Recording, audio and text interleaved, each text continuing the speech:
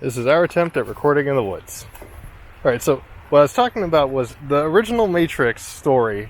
Human beings are used as, like, these computers. They're actual computers. They're not supposed to be these batteries that show up in the movie, but the Wachowskis were worried that this was going to be too big brain for the actual movie. So they're like, alright, instead of making this like some crazy explanation that human beings are computers, we're instead going to explain that the human beings are actually being used as energy because, and there's like a bunch of different reasons. In the Animatrix, they show the humans blocking out the sun so that the robots can't use solar energy, as though wind energy, hydroelectric energy, and geothermal energy aren't also things. Interesting. So the logic becomes they, for whatever reason, decide to use human beings as batteries.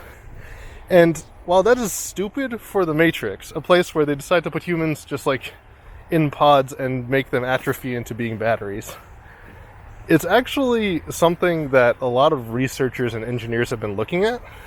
Using humans as batteries? Yeah, because we actually, when we're not lying in a bed being used for our goopy bioessence, human beings actually, like, think about us walking right now through the woods right here.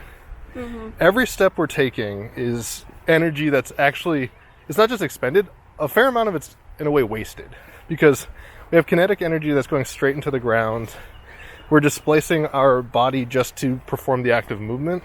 And so there's been interest in designing things that will actually harness just our act of moving. Like if you're already wearing clothes, so if you had clothes that could also produce power through the normal movement of your actions, then you'd be able to charge things. And this is a big thing for military equipment.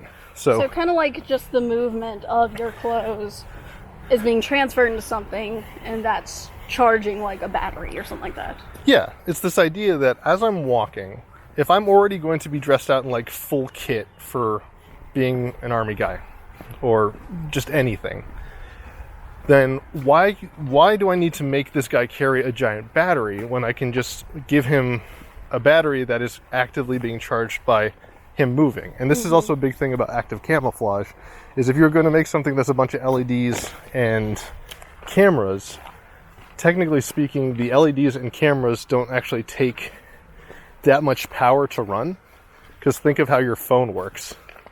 But in order for it to be effective, it would need to hold a charge for a really long time. And there's no batteries behind enemy lines. So if you could create a suit or like a ghillie suit or something that charges by the act of you moving around, then you would have this ability to apply infinite energy to your suit.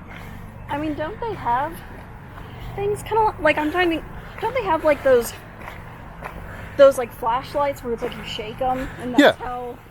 Yeah.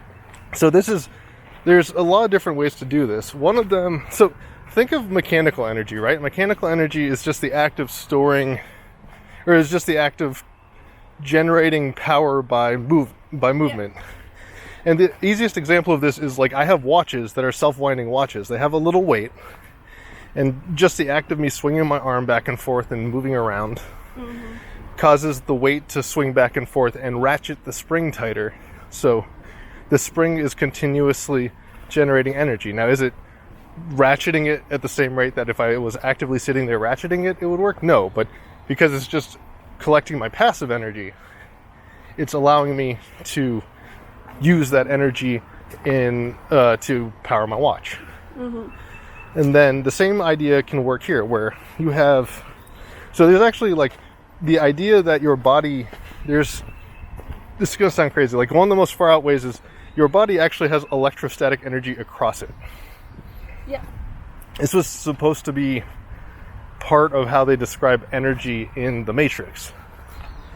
And what was crazy about that was the idea that you have like a way to tap into this energy. Like you literally have, much like we used to create batteries from having like copper and, if you, what was it? There's like the copper and orange juice, or like when you put the things into a potato, there are ways of like getting that energy out of... People put orange juice in a potato? No, they didn't put orange juice in a potato. It's, you have these special metals I can't remember, it was like copper and tin. And you like put- a potato battery or whatever. Yeah, a potato battery is an example of it, but like organic matter has potential electrical energy that you can actually turn into a current. And so like the two examples are something acidic like an orange juice, because every battery, like car batteries, are extremely acidic. Yes. The same principle on a smaller scale is orange juice. You can make a battery. Same thing for potatoes, except instead of acidic, I think it's more alkali. Anyway, there's like different ways you can tap into the body's energy. You could sort of think of the body as a potato, but no one's really done a lot with that information. There's the act of moving, like I described with the watch. And then there's also the act of, as the fabric bends and moves, there's ways to actually capture that flexion and use that for generating energy. Or even if you put like a bunch of tiny little weights inside the jacket that are constantly ratcheting and producing small amounts of electrical energy.